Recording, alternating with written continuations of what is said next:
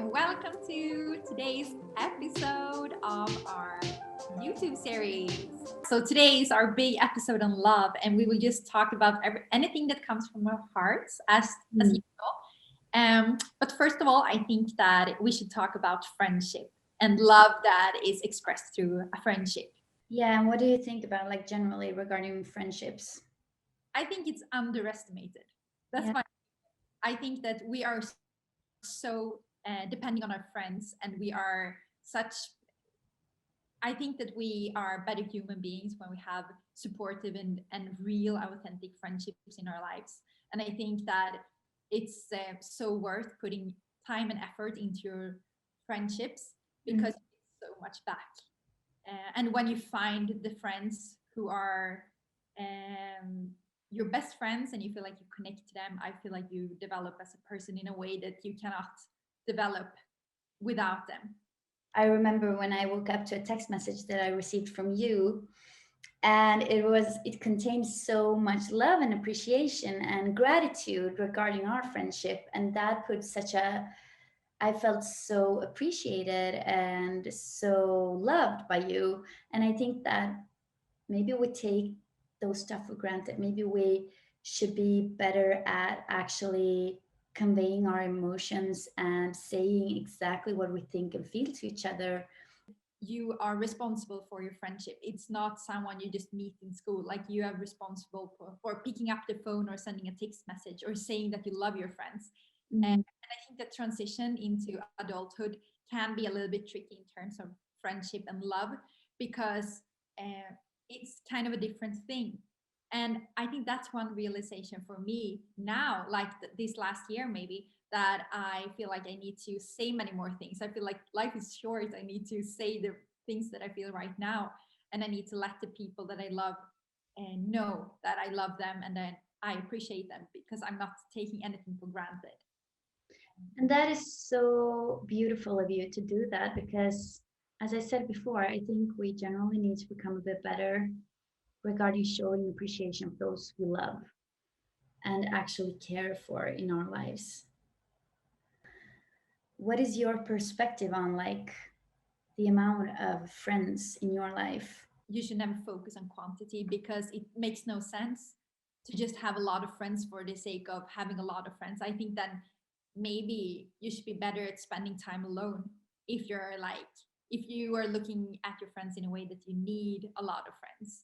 Maybe that's like a little bit of codependence. Mm. Like I feel like you must be authentic with yourself and be authentic with your friends Mm. and keep the ones that you love close to your heart, and you cannot keep like 20, 25 people close to your heart because that takes like you also need to give your friends the time. So I think it makes sense to have a smaller circle that you stay in touch with more often.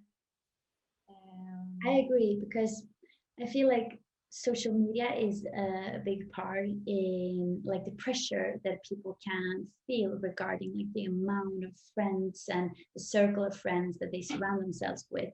Because as you say, like if we have like 25 people that we need to keep as close to our heart as possible and we need to maintain that relationship, well, then we suffer the risk of like getting a burnout because it's a hard job to give everybody attention, and there's also another risk of like forgetting about yourself, like you turn to everybody else's needs and then there is no thought of how you feel or what you need, like your needs need to be met too as well.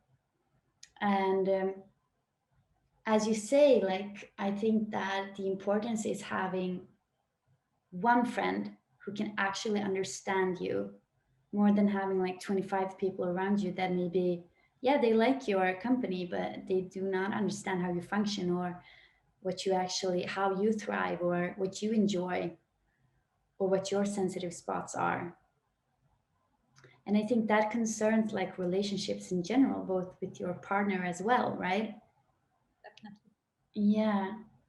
So just like a fun fact, do you, because we've talked about like astrology before, do you have like a pattern of signs that you are drawn to?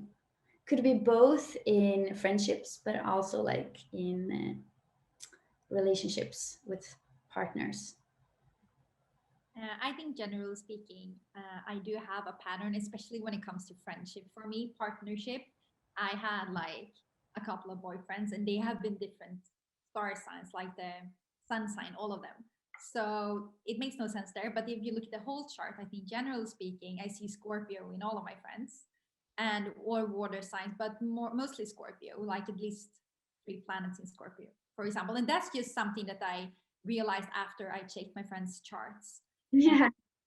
But I think it makes sense as well, because if I like separate the thoughts of astrology, I think that for me, true friendship, true love, compassion is about honesty and speaking of the deepest feelings, and that is in line with Scorpio.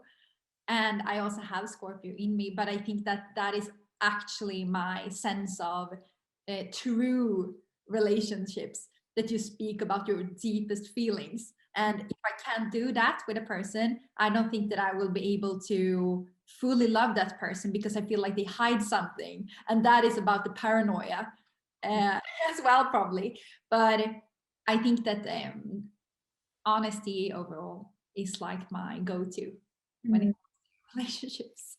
What about Oh, I have to think a bit.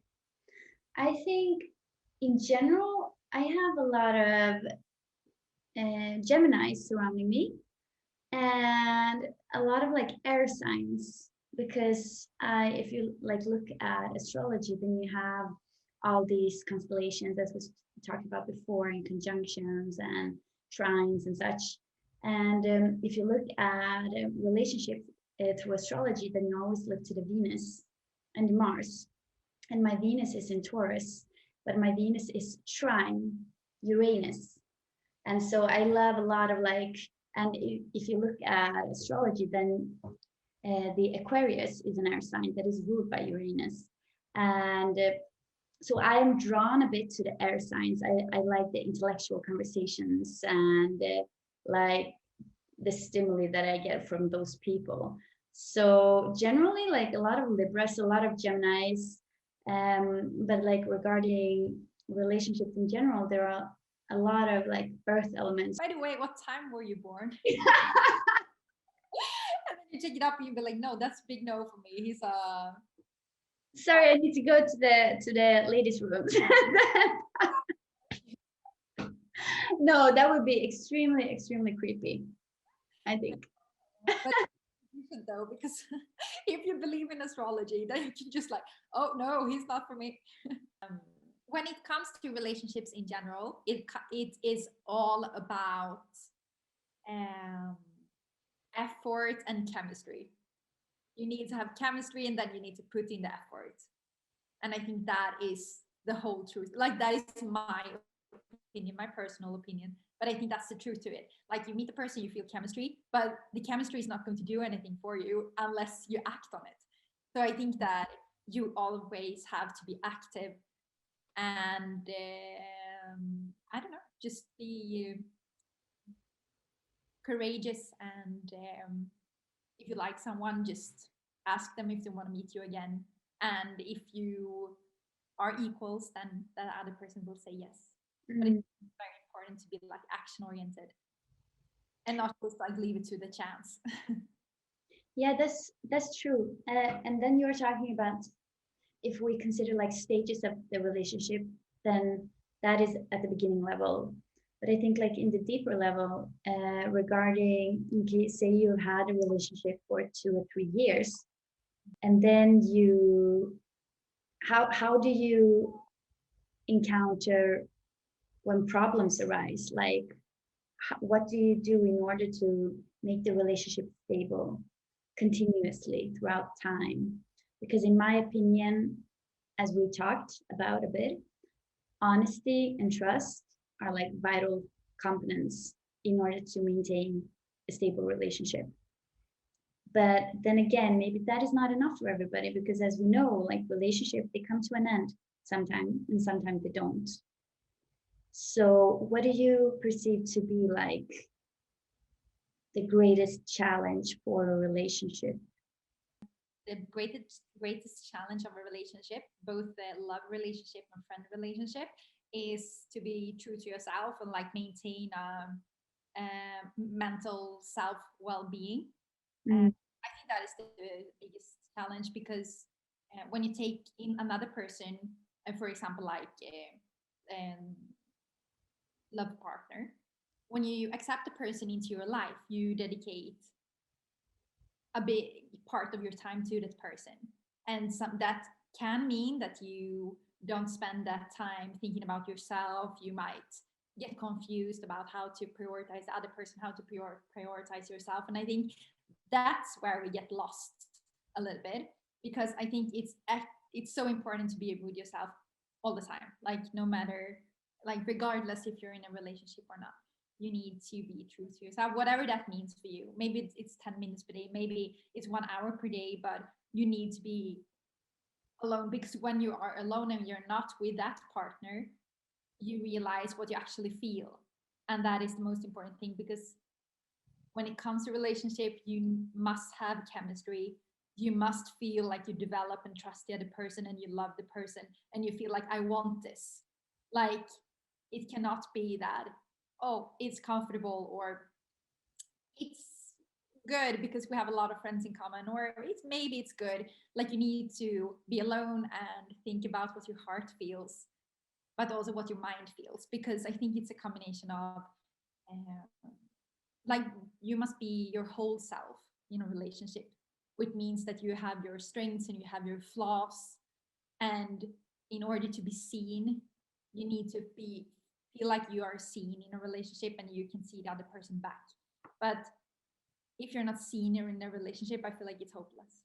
mm, yeah, definitely. And I think that self-love is mostly important when you go into a relationship like with a partner, because I don't think that someone can love you with his or her heart, but I don't think that you can feel like the extent of love unless you love yourself, because what you feel in your heart is coloring everything else in your perception. Like, if I'm together with a partner and I don't love myself, yeah, I won't appreciate all of the gestures, perhaps, or I won't see them and acknowledge them, or I won't feel worthy of like taking in all that love that I receive from that partner. So I think that it's so important to, when you enter a relationship, that you know where you have yourself, that you have an open heart.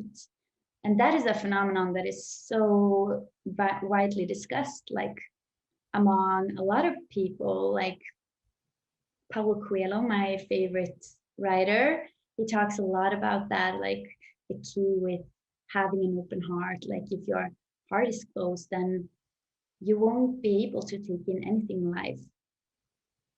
Or in that regards, like perceiving life to its in its full form and seeing all the beautiful things like surrounding us. Um, and it also regards relationships. Rebecca Campbell speaks of that too. There are a lot of people who talk about that. And then the question arises, like, okay, so how do we open our heart? I think that is through education, like educating yourself. That is how you open your heart. If you don't have, yeah. About it, when you read about it, when you think about it, when you write about it, that's when you open your heart, because that's when you realize, like, the realization that your heart is closed, that's a good beginning, because then you have the chance to open your heart. But Mm. in order to open your heart, you need to follow your intuition, what you need to do to be able to open your heart. Like, what happened? Why is your heart closed? Is it something within you that you carry around with, for example? I think And it's it's so so interesting because I watched a documentary regarding this, and they said that the heart feels something, like can feel what is going to happen before your brain actually response to the surroundings. So your heart can accelerate and feel that something is coming, which is directly linked to the intuition. But your brain will not respond to it until like a few seconds after.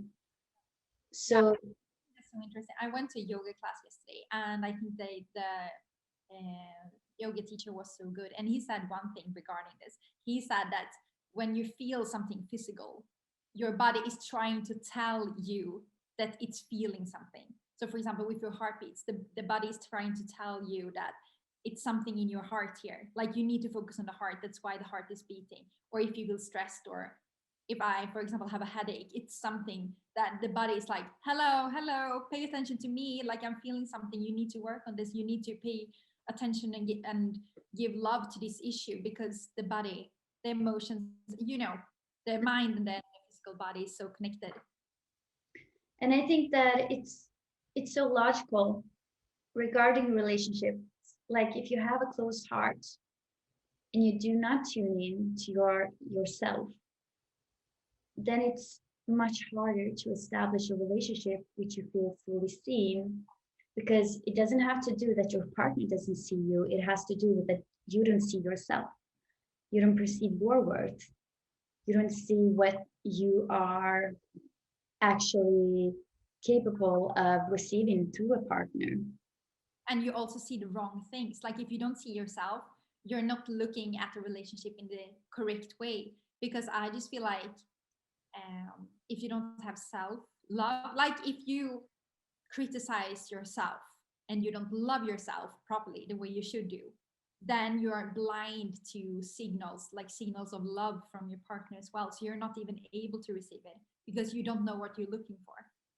So, why do you think people stay in relationships? I think that it has so much to do with growing up in a society with values and biases. And we grow up, we see relationships around us, we hear people talk about them the way they should be. And I think it's very natural for a human being to think that, first of all, I should be in a romantic relationship.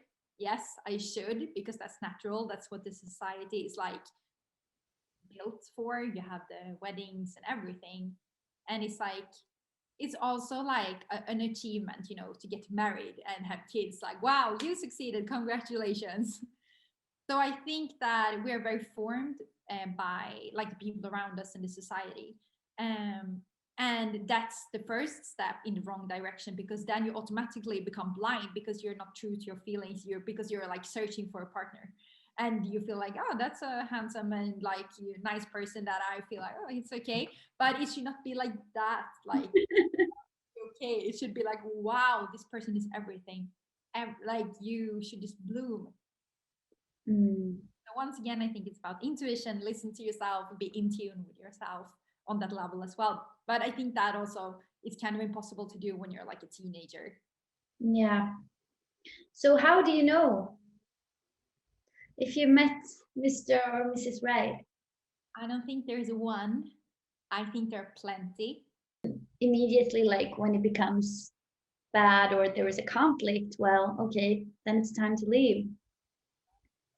But that doesn't mean that it's a, I don't know, I think that the decisions are so subjective, like what is right for me, what is, because I think, as you say, that we are prone to entering relationships maybe too fast sometimes. I don't think we are totally aware of it every time, but I think it's, as you say, it's biases that have reflected and like impacted our way of seeing relationships. And I can feel that people become stressed when they don't have a partner and feel that everybody around them have partners, right? They have entered relationships and one person is single in a crowd of people who are like friends and hang out, and it feels like there is so much stress surrounding that.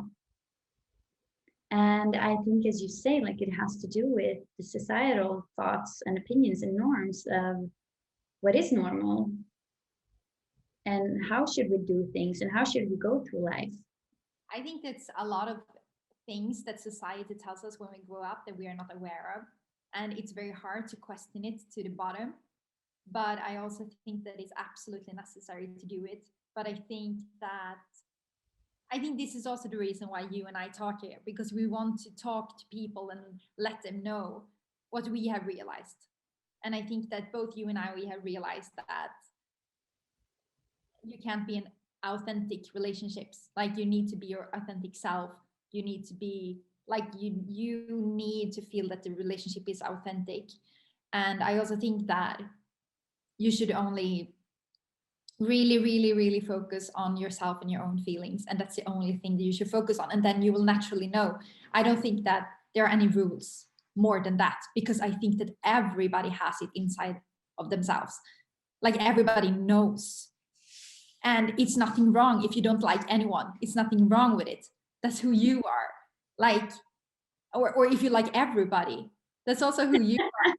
In love with every second person, that's also fine. And this is the whole thing, when it comes to the whole queer world. And like, you can fall in love with so many different kind of people. You can be in love with plenty of people at the same time, like some people can. Or none. Exactly. But I think it's nothing wrong either way. Yeah, I totally agree. It's just because it's so much worse to force yourself to be in something that is not natural to you. Mm. That doesn't work. It doesn't work for anyone. It would just harm you. Mm. And regarding relationships, what I also think is important is having people who can push you and challenge you, and also be supportive in all of your like endeavors and what you want to do. Because especially like in friendships, if you have people you surround yourself with that you feel that they do not support your authenticity and what you want to do, then I feel that it lacks something fundamental, like the stable ground that is necessary to actually feel 100% trust. Because it's always like, sometimes you say things to your best friend that might be harsh, for example.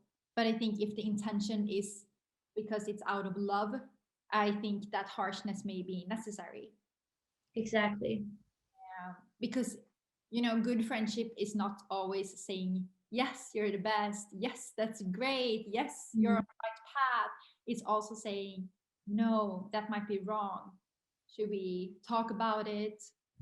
Yeah, and that regards like the opposite as well, like total, totally agreeing constantly and being supportive without actually feeling it, like being false, in other words. That is also something that prevents the relationship from growing, because there is no honesty from both sides. It's not mutual, it's one-sided. And in that way, like the relationship will eventually die, or there will be some misunderstanding that occurs that if it won't be solved, well, then eventually will like die off, right? I think that it's totally impossible. It's totally possible, actually, to live a whole life in that layer, like the surface of our emotions and personality, but just being, acting well and acting in line with the norms of society. I think it's fine, but I think what we miss out on is the depth of our feelings. Mm. So Yeah, and I agree with you, but I think that regards a relationship where both parties feel the same way.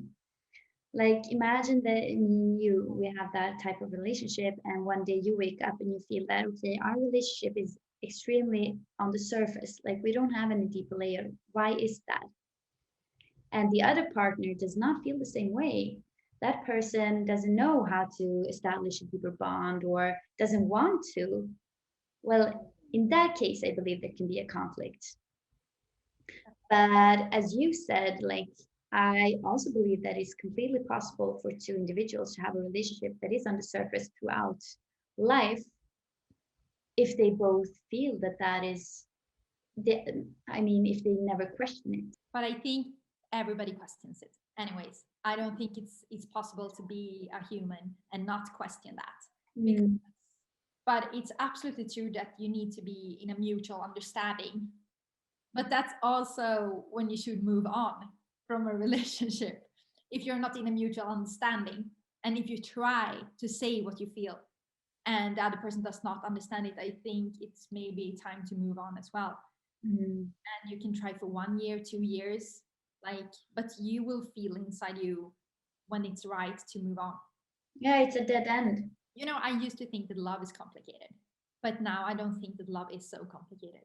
I actually just think that people like to think that love is complicated because they don't know what to do, or they are like listening to the external world. Like, I always say that, but I think that if you look inside you, you will know what love is, and love is delicate and simple. Yeah, that's so beautifully said. I think that love is the universal language because we all can feel love, we all can show love. And I think it's a natural part of us. And if we feel that it is complicated, well, then I believe that then it's time to go inwards and actually wonder, why is it that I perceive love to be difficult? I think it's one's individual perception and past experiences, perhaps, that make you feel that way, and maybe unresolved trauma. Definitely. And I think it's also so easy to blame yourself for it. Like, there's something wrong with me. I can't express love. I can't feel love. But then you're also closing off. Like, in order to feel love, you need to open up yourself and connect to people. And then you will be able to feel love. So true, because when you feel pure love, then your actions aren't guided by your ego. Then you act in a way that is selfless, that is pure, that is from the heart, and then there is no questioning regarding, okay, am I looking stupid right now? I think that when you act out of genuine love, And then there's no questioning regarding how it is perceived, right? totally. Like, when you realize that you need to open yourself in order to give love and receive love back, like, I don't know, love is everything. Like, if you have love in your life, you have everything, because love is how love builds, like, it's a chain of events caused from love that builds upon good health. If you feel love, if you can express love, something is right. And it's a simple equation, but I think that if you've had a closed heart for a lot of years, then it's hard to distinguish how and which way to go in order to open it, because you don't know any other way, especially if you've had it like throughout your childhood as well. And then it takes a lot of work, but it's never impossible because it's our language. Like, I think that love is our language and we are born with it. And if we find the way back to it, then there is no greater thing than that, because your actions will always be guided by light and love. Exactly. But I also think I have a lot of things to say, but say some Number one. his thoughts and Buddhism is like relating to all of those kind of things. And he says that in order to feel compassion, which in some ways is love, you need to understand emptiness.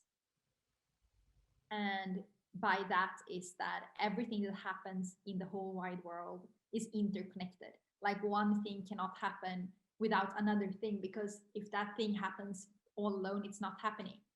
Like, something is happening that is affecting another thing, and that creates existence. And that is so interesting because the exact same thing was said by Paulo Coelho. And he said that in order to open your heart, you need to sit in your suffering. You need to feel all of those horrible emotions, because that is your pathway to the open door. Because if you constantly close the door to all of the suffering that you may have built up inside of yourself, then you're never able to live with authenticity and an open heart, because you don't know how to, because you don't know what you feel. So you need to sit with the suffering. So it's an easy equation, as we said, but it's a long way to go because of all of the troubled emotions that you may experience and feel. Many people saying this, but crisis is a tool for you to connect with your feelings and question those. They're like question everything. And because if you experience a crisis, like any form of crisis in your life, like a breakup or something problematic or troublesome happening in your life that brings you to this feeling of a crisis, I think that you start to question things and see things in a new light, and to also be very uncomfortable. And in order to be your greatest self, you need to sit with those uncomfortable feelings, because through the exploration of the uncomfortable feelings, you explore like your inner self and whole agenda of emotions, and then you will be able to also realize what love is. By saying that, I think that love is our language. I think that the word itself is misunderstood because love consists all of those colors, all of those emotions, and I think it's inevitable to you need to go through them all in order to actually feel this bliss and this love. And that's just a natural way of life. If you talk about hate, I think hate is a combination of many things, but one thing is that it's lack of love. For example, it's the other side of the coin, right? But it doesn't mean that love does not exist. No, but it's I think it's like the other side of the coin means that in my belief, that it's as natural as love is, because they always say that if there is goodness, there is evil, and that is like a part of humanity. And if there is love, there may be hate. But I'm not sure if hate exists. I think it's a consequence of lack of love. Hate is born out of a misunderstanding that creates anger, that creates something even deeper that can be expressed as hate, and a conflict, or you felt betrayed, or someone betrayed your loved ones. But I think it's all about love. Yeah. And it's easier to feel hate and anger and resentment when your heart is closed off. I think it's been so much fun talking to you, as always, and I look forward to all of the other episodes. Yeah, the same to you. I love our little conversations. And I really hope that everyone who's watching this is really benefiting from this, because that is our purpose with this. It's not just a conversation between you and I. We also want to spread the love and the knowledge that we have. Thanks a lot for watching. It's been great. And thank you for the conversation, Alma. Thank you.